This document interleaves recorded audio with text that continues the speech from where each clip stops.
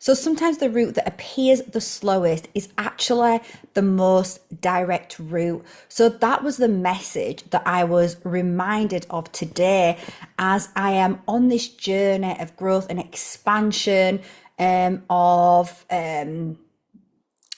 believing the false matrix. That's something I've been doing for the last few years, deprogramming all those programs that keep you trapped in that slave mentality, in a life that doesn't bring you true joy and fulfillment. And there's been times when it's been really, really slow, where I've been doing so much clearing, so much inner work, expansion, and I can really feel all those shifts.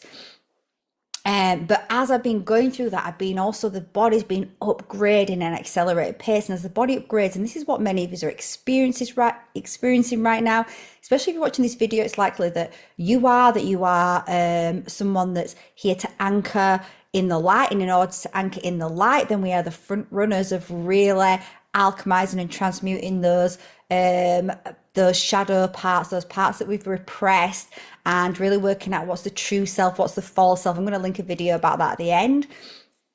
But in doing this, the body is receiving so much light right now. And as it goes through this upgrade, I got this download. I was shown each cell in my body, like birthing, like an egg birthing, and got that message. I've really got to look after my body like the body is pregnant. But that can be really difficult when we're so used to doing, which is a program that I have been deprogramming myself out of as well for the last few years. So part of what I've been going through has been there to slow me down, to allow myself to see those programs, to really deprogram them out of the body, to feel safe in just being. And, I've been just being for quite a long time, because I take action when I get guided to action, but things are a lot slower than perhaps I would sometimes like, and I can get a little bit restless. And today I was really reminded of that message of often what appears to be the slowest route is actually the most direct and the fastest route for us to get to where we want to go to. Or maybe I should rephrase that differently, because really we're always on this journey, right? But for us to really up level and really embody our manifestations and our dreams that we are focused on, in order to bring them into the physical form, sometimes what appears to be the slowest route is actually the most direct route. We need to slow down in order to recode the body, in order to create this space in the body for the body to open up and be able to receive that which we are wanting to hold and receive, because we must be able to receive it. Otherwise, if we couldn't receive it, if we don't clear space in our body, if we don't do that work to change those subconscious programs that block us, or that it's like, say we receive the wealth that we're wanting to receive to continue on our missions, if we receive it and we don't know how to hold it, then we're very quickly just going to get rid of that. So there'd be no real point for the universe. The universe for a lot of us now is helping us to create this space that we can hold massive amounts of wealth in all areas of our life. So today, I was given that message as I just went, and often we are given messages from our own higher selves, from the divine, from our spirit team, just through the mundane things that we do in life. So you're also being asked to just look at the mundane things that you are doing in your life recently, and just know that, when we do things, it's not coincidence. Often when we do something and there is a deeper message, and if we are curious about that, and if we ask questions, often that message will come in. So for example, for myself today, I went to the organic veg shop, and it's a good 40 minutes drive from me. And on the drive there was loads of roadworks. And as I was sat in these roadworks, I was just like, this is so boring, so frustrating. Even though I was kind of listening to things, I was like, I don't want to be sat here waiting. And I was thinking about the road back, thinking I'm going to be sat here waiting on the way back.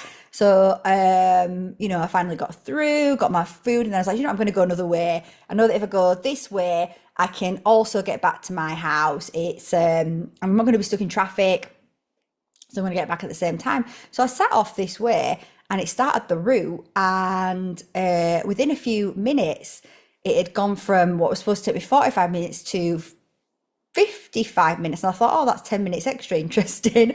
But I just thought, well, I'll probably be sat there for longer. And then it went up even further. And then all of a sudden it took me on this like loop. And I realized after about 3 miles, it was taking me back in the direction that I would have normally got in. And actually the streets that it took me on were very symbolic as well, the names of the streets, but that's more for me, so I'm not going to go into that. And as it took me back on this, in fact I will, because so the streets that I went on, one was called Phoenix, which is the name of my cat, another one was called Shakespeare, which I just heard a reference to Shakespeare the day before on a random program that I put on, and there was another reference, and I was like, oh, that's interesting that, you know, I was meant to come on this little loop to go back. Why was I meant to come in it? What was the message? And I realized, oh, the message is that sometimes the slowest route is the most direct route. So we can feel that when we're going on the direct route and it's taking ages and we're feeling frustrated and we're getting bored and we just want to go. And then because we've got that energy, can be like, okay, I know better, I'm going to go back this way. And we can actually add on more time to our journey through that, trying to force something to happen. You know, that's been a massive lesson that I've been learning to receive, to allow, to surrender and to take action when I'm guided, rather than when my mind's like, okay, I need to do something. Rather it's coming from my heart space. It's something like, oh, I really want to do this. And you know, it is a journey that we go on, right? I've delayed so much of that, and it is a journey. And today was just a little reminder of that. And when I inquired, why did I go on this little loop? What was the message? It came in instantly. Sometimes the most direct route to where we want to go is the route that can appear the slowest. So I just feel like someone else also needed to receive that message today. You know, perhaps like me, you are going through massive upgrades, and these are happening one after the other. You know, I was with a friend last week, and this little caterpillar was walking over my coat, and she went, "Ooh, you're in the caterpillar stage," and I was like, "Ooh,